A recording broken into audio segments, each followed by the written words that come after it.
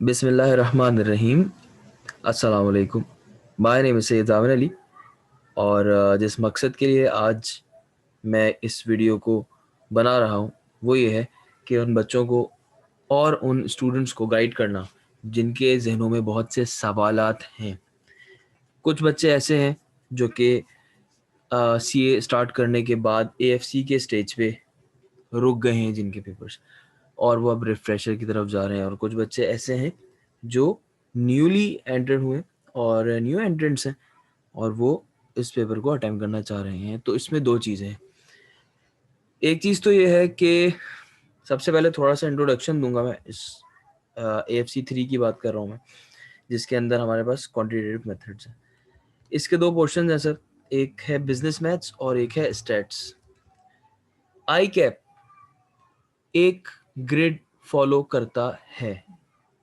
ये बच्चों को हर बार परेशानी हो रही होती है इस मामले में कि यार आई कैप ग्रिड फॉलो कर रहा है या नहीं कर रहा। So let me tell you कि आई कैप मोर और लेस ग्रिड को फॉलो कर रहा होता है। अगर इस ग्रिड की बात करें, मैं बिजनेस मैथ्स की बात करूं, तो फाइनेंशियल मैथमेटिक्स से वो 18 से 20 से 22 मार्क्स उठा लेता है।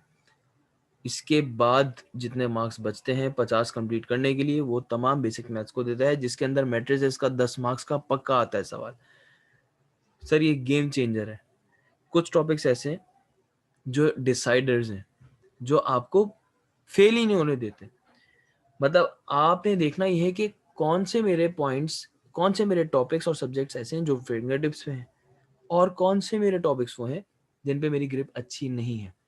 तो अगर मैं बुक उठाऊं और उन्हीं टॉपिक्स को परफॉर्म करना शुरू कर दूं जो मेरे अच्छी ग्रिप में है, यार फायदा नहीं होगा कोई, ठीक है ना, कोई वैल्यू एडिशन नहीं हो रही। आपको क्या करना है, आपको उन एरियाज में काम करना है जहाँ पे आपकी ग्रिप स्ट्रॉन्ग नहीं है। तो भाई इसमें बहुत सिंपल सी चीज़ है कि ग्रिड को फॉलो करो, ग्रिड को फॉलो करो।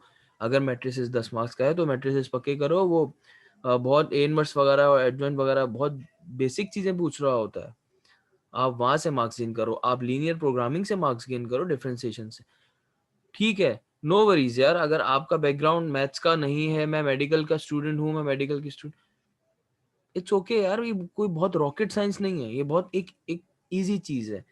एक ऐसी चीज़ है जिसको आप परफॉर्म करोगे, प्रैक्टिस करोगे, तो फिर आप जाके परफॉर्म कर सकते हो, ठीक है। बट आपको प्रैक्टिस करनी पड़ेगी, क्योंकि अगर आप मिसाल के तौर पे जिंदगी भर क्रिकेट नहीं खेले और आप बैट पकड़ के गए और इंटरनेशनल मैच खेलने के लिए पहला मैच चले गए, तो आप पहली बॉल पे क्या एक्सपेक्ट करोगे? यार ऑब्वियसली आप नहीं खेल पाओगे। क्यों? क्योंकि आपने आज तक प्रैक्टिस ही नहीं की। लेकिन बंदा बोलेगा मैं तो भाई क्रिकेट बहुत देखता हूँ टीवी पे, मुझे तो पता है कि वो कैसे शॉट मारता है, पता सब होगा।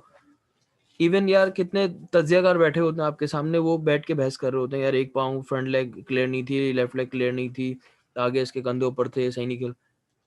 But they didn't actually did that. मतलब उन्होंने कभी भी नहीं ऐसा किया। वो परफॉर्मर नहीं है कोई, वो क्रिकेटर्स नहीं है, बट वो बैठ के तज्जिया कर रहे होते हैं। तो पॉइंट ये है कि आपको प्रैक्टिस करना लाजमी है। So this is the basic orientation, इसलिए मैं ज़्यादा डीप में नहीं जाऊँगा क्यूटी के ही हवाले से, कि बिजनेस मैथ्स के पोर्शंस हैं, फिर ग्रिड है। ग्रिड में कुछ एरियाज जो कि हमेशा पूछता है और बड़े इजी पूछ रहा होता है, वो उसमें आपको सिर्फ प्रैक्टिस की और गाइडेंस की और डायरेक्शन की ज़रूरत है। उसके अलावा आपका स्टैट्स का पोर्शन है। स्टैट्स का पोर्शन बहुत ही सीधा सीधा सा, बहुत ही सिंपल सा, आखिरी के 3 से 4 टॉपिक्स को छोड़ के। इवन प्रोबेबिलिटी और सैम्पलिंग वगैरह भी बहुत ईजी। हाइपोथेसिस और काई स्क्वायर बच्चा समझता है कि बहुत कोई रॉकेट साइंस है इसके अंदर, ऐसा नहीं है। बहुत ही एक रूल बेस्ड चीज़ें हैं, और मतलब सिंपल से आप इसको प्रैक्टिस करके कवर कर सकते हैं। सो ये एक बेसिक ओरिएंटेशन थी क्यूटी की, जिसमें एक जो इम्पोर्टेंट 2-3 बातें रह गई वो मैं आपसे शेयर कर लूँ कि हमेशा एक चीज़ याद रखनी पड़ेगी कि अगर, जो कि बहुत इंपॉर्टेंट, मैंने इसकी एग्जांपल भी दी थी, कि अगर मैं ये सोच रहा हूँ कि मैं बगैर परफॉर्म किए, बगैर प्रैक्टिस किए जाके पास हो जाऊंगा, यार ऐसा कोई रास्ता नहीं है।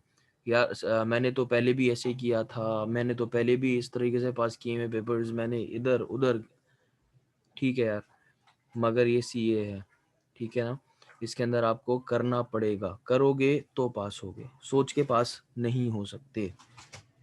सो ये एक बेसिक सी जो है वो ओरिएंटेशन थी।